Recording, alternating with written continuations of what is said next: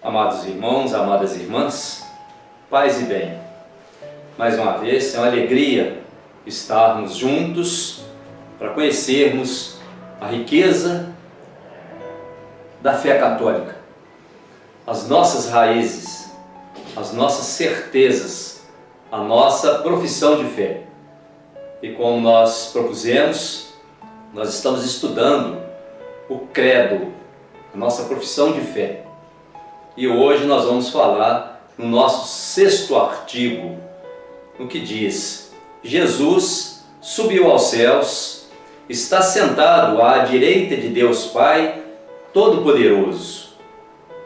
Depois levou-os até Betânia e, erguendo as mãos, abençoou-os. E quando os abençoava, distanciou-se deles e era elevado. Lucas 24. A este Jesus, Deus ressuscitou, e disto todos nós somos testemunhas. Portanto, exaltado pela direita de Deus, ele recebeu do Pai o Espírito Santo prometido e o derramou. E isto é o que vedes e ouvis.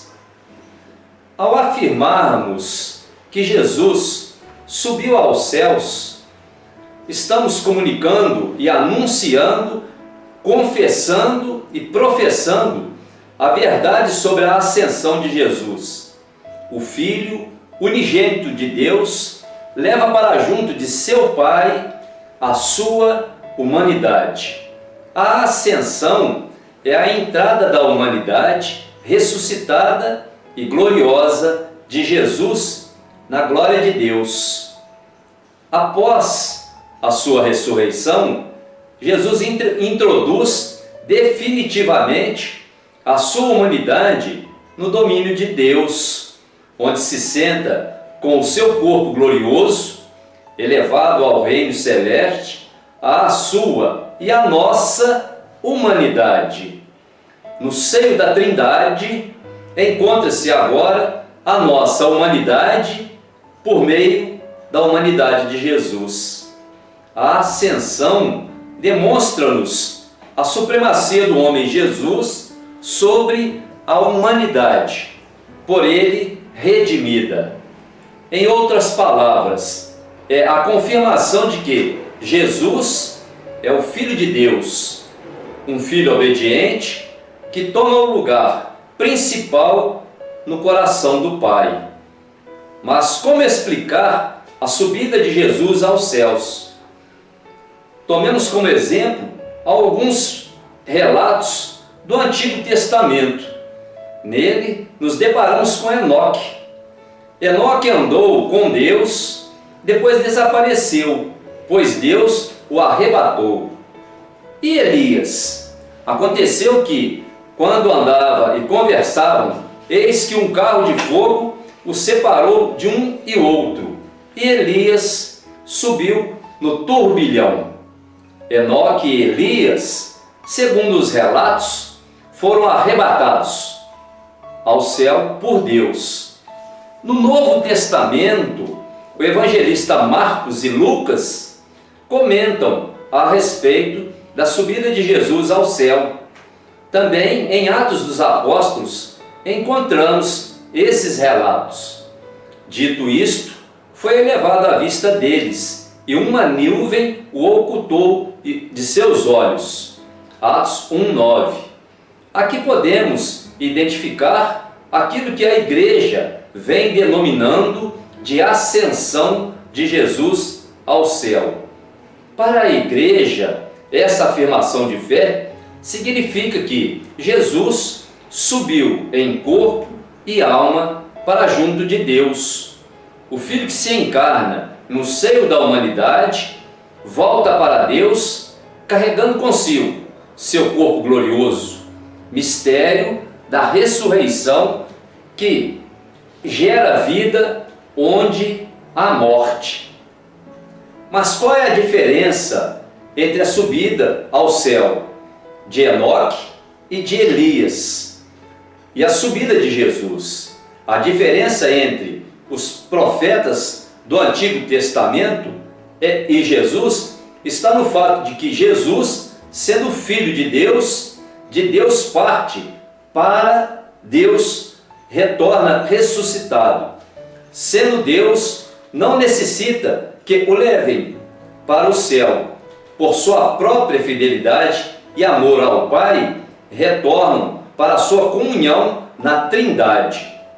O sentido do céu e de nuvens no relato bíblico representa a natureza, isto é, a realidade cósmica. Só Deus tem poder pleno sobre a natureza. Por isso, Jesus não se submete a ela. Ele retorna para Deus com suas próprias forças e o Pai o acolhe. No que se refere aos profetas do Antigo Testamento, a subida deles ao céu demonstra-nos que aqueles que são fiéis à aliança com Deus recebem, após sua morte, a acolhida no reino eterno. Porém, necessitam dessa ajuda de Deus para entrar em comunhão plena e eterna com o Pai. Para Enoque e Elias, a ressurreição não havia acontecido. Eles simplesmente são levados até Deus. Jesus experimenta a morte corporal, passa pelo sofrimento humano, desce à mansão dos mortos e é ressuscitado. Depois aparece a algumas mulheres e aos discípulos, e então sobe ressuscitado e glorioso até os braços do Pai. A ascensão de Jesus é para nós um pré-anúncio de como será a nossa ressurreição no fim dos tempos.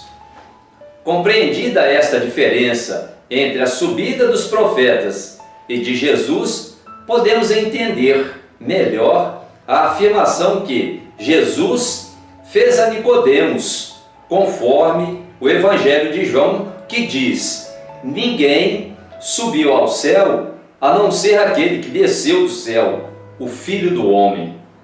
Essa afirmação de Jesus está relacionada a Enoque ou Elias. Jesus não está contradizendo ao Antigo Testamento. Precisamos compreender o contexto em que a afirmação está inserida. Jesus conversa com Nicodemos, explicando sobre a ação do Espírito Santo na vida das pessoas e completa dizendo que o Filho do Homem, ele próprio, é quem tem a autoridade para revelar as coisas do céu, já que ninguém, a não ser ele, conhece o projeto de Deus. Outro aspecto interessante no contexto da ascensão é a diferença entre céus e céu.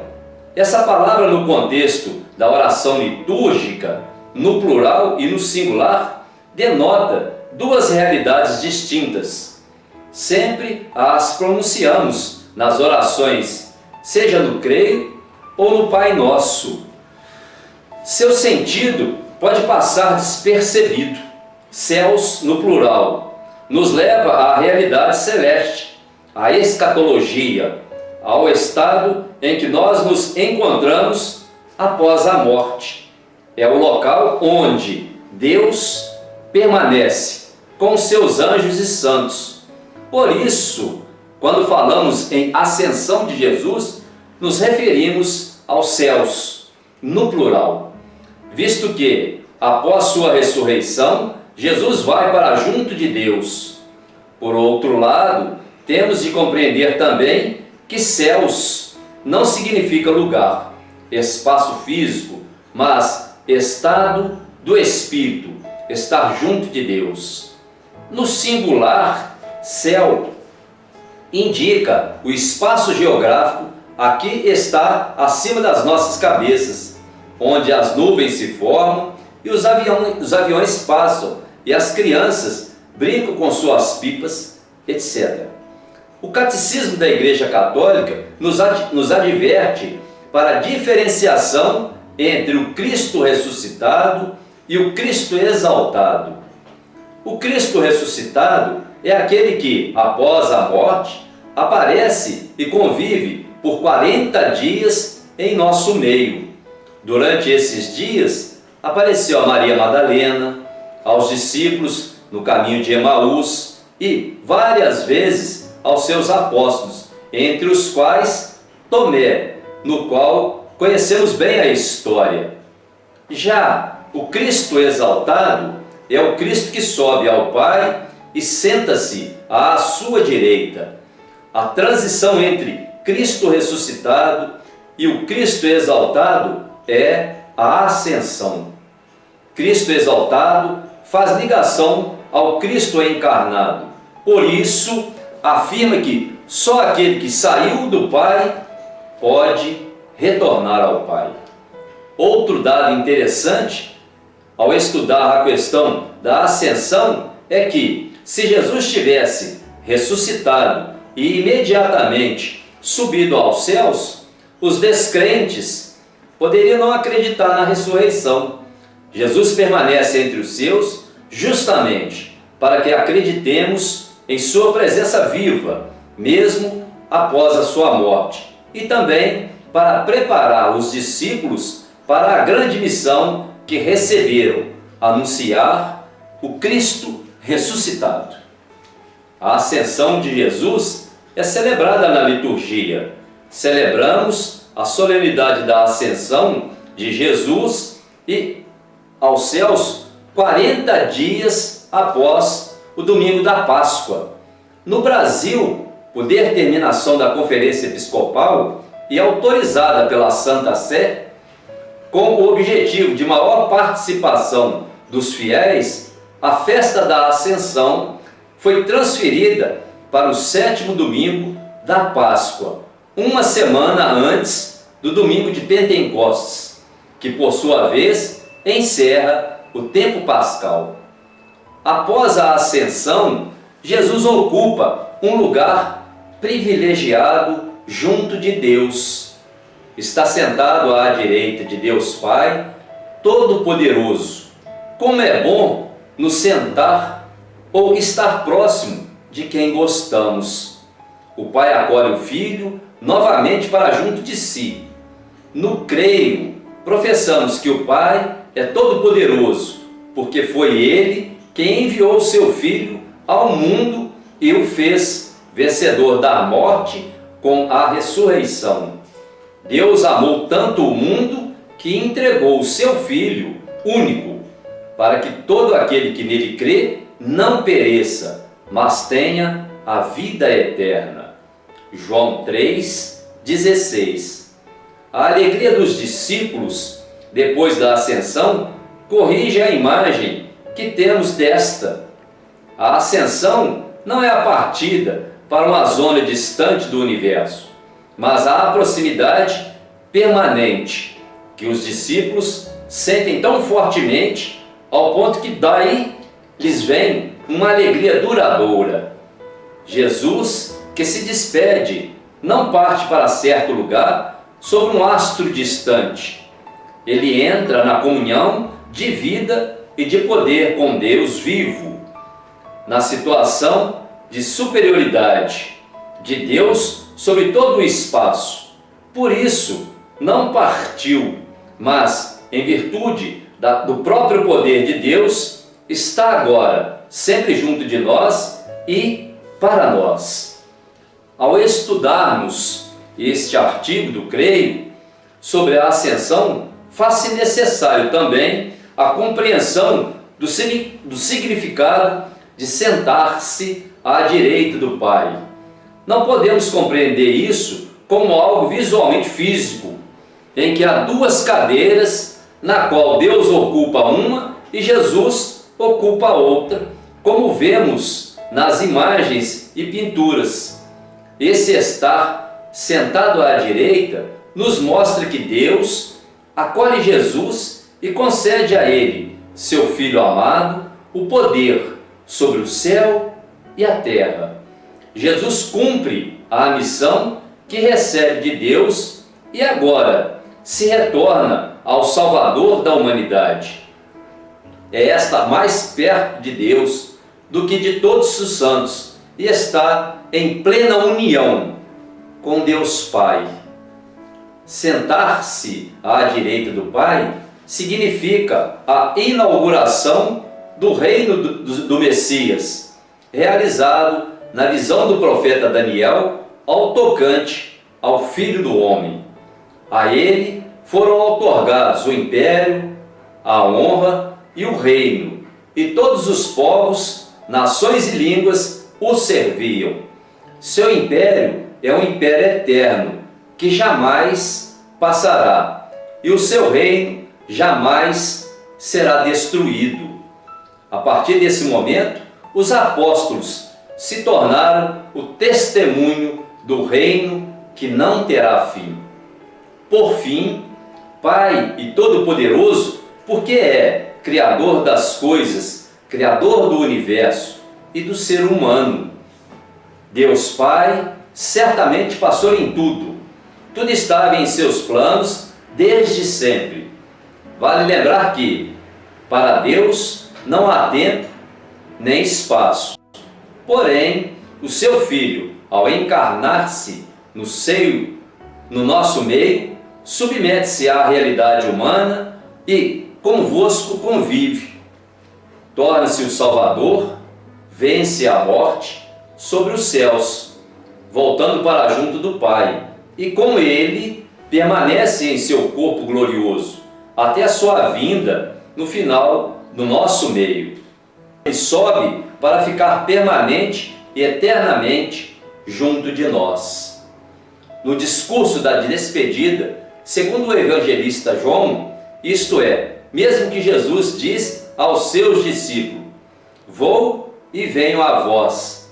Está aqui maravilhosamente sintetizado a peculiaridade do partir de Jesus, que, ao mesmo tempo, é seu vir, explicando-se assim também o mistério que envolve a cruz, a ressurreição e a ascensão. Assim, o seu partir é precisamente um vir, um modo novo de proximidade, de presença permanente, a qual também João une a alegria, como ouvimos falar anteriormente no Evangelho de Lucas. Uma vez que está junto do Pai, Jesus não está longe, mas perto de nós. Agora já não se encontra num lugar concreto no mundo, como antes da ascensão, no seu poder que supera todo e qualquer espaço. Está presente junto de todos, podendo ser invocado por todos através da história inteira e em todos os lugares. Isso é para ver, meu irmão e minha irmã, a maravilha de Deus. Ele vem a esse mundo, se faz humano como nós e volta para a sua divindade, mas carrega consigo a nossa humanidade.